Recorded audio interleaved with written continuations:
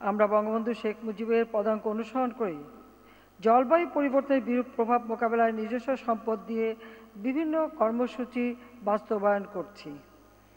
অভিযোজন কার্যক্রমে বাস্তবায়নের জন্য 2009 সালে আমরা নিজস্ব অর্থায়নে বাংলাদেশ জলবায়ু পরিবর্তন ট্রাস্ট ফান্ড প্রতিষ্ঠা করেছি। এর আওতায় এ পর্যন্ত প্রায় $500 মিলিয়ন ব্যয় 969টি প্রকল্প গ্রহণ করা হয়েছে। সামুদ্রিক বাঁধ, সাইক্লোন শেল্টার, উপকূলীয় বনায়ন ইত্যাদি কর্মসূচিতে 2023-24 অর্থবছরে 25টি সংশ্লিষ্ট মন্ত্রণালয়ের মাধ্যমে প্রায় 37,000 কোটি টাকা আমরা ব্যয় করেছি। বাংলাদেশে সংগঠিত 1970 সালে মহাপ্রলয়ঙ্কারী ঘূর্ণিঝড় ও জলোচ্ছ্বাসে প্রায় 5 লাখ মানুষের মৃত্যু হয়েছিল। কিন্তু এরপর আরেকটি ঘূর্ণিঝড় 1991 সালে প্রায় 2 লক্ষের কাছাকাছি মানুষের মৃত্যু হয়। কিন্তু 2023 সালে ঘূর্ণিঝড় মোখায় কোনো প্রাণহানি ঘটে নাই। এটি জলবায়ু পরিবর্তন অভিযোজন এবং দুর্যোগ ঝুঁকি হ্রাসে বাংলাদেশের সক্ষমতার বহিঃপ্রকাশ।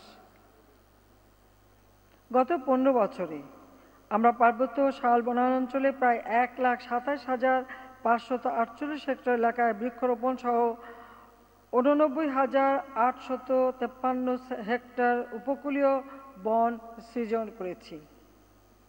স্থানীয় জনগণকে সম্পৃক্ত করে আমরা সামাজিক বনায়ন বিধিমালা 2010 প্রণয়ন করেছি।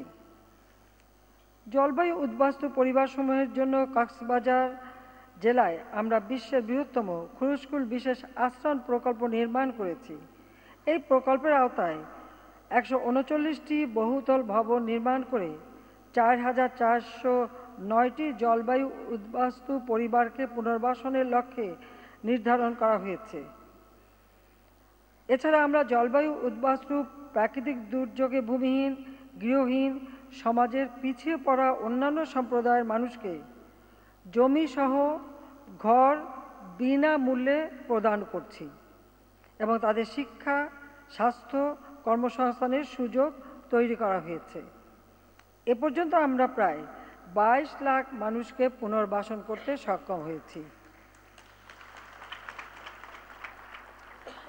ঢাকায় গ্লোবাল সেন্টার অন অ্যাডাপ্টেশনের দক্ষিণ এশিয়া আঞ্চলিক অফিসের মাধ্যমে সর্বোত্তম অনুশীলনগুলি ভাগ করে নেওয়ার উদ্যোগ গ্রহণ করা হয়েছে।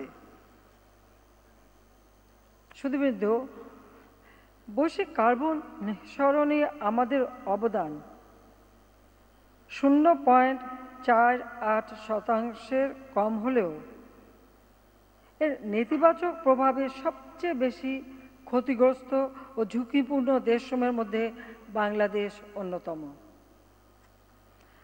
জলবায়ু পরিবর্তনের এ বিরূপ প্রভাব আমাদের সম্ভাব্য উন্নয়ন এবং অর্থনৈতিক সমৃদ্ধির জন্য হুমকি হিসেবে দেখা দিয়েছে। অব্যাহত বৈশ্বিক উষ্ণায়নের ফলে সমুদ্রতলের উচ্চতা বৃদ্ধি পাচ্ছে, লবণাক্ততা বৃদ্ধি পাচ্ছে। এর ফলে বাংলাদেশের দক্ষিণ পশ্চিমাংশের বিস্তীর্ণ অঞ্চল, যা দেশের মোট আয়তনের 12 থেকে 17%, এই শতাব্দীর শেষ দিকে সমুদ্রগর্ভে নিমজ্জিত হওয়ার ঝুঁকির মধ্যে রয়েছে। আমরা বৈশ্বিক তাপমাত্রা বৃদ্ধি 1.5 ডিগ্রি সেন্টিগ্রেডের মধ্যে সীমিত রাখতে উন্নত বিশ্বের প্রতি আহ্বান জানিয়েছি। গ্রিনহাউস গ্যাস নিঃসরণের হ্রাসে বাংলাদেশ 2015 সালে intended nationally determined contribution INDC প্রণয়ন করে এবং 2021 সালে তা হালনাগাদ করে UNFCCC-তে জমা দেয়।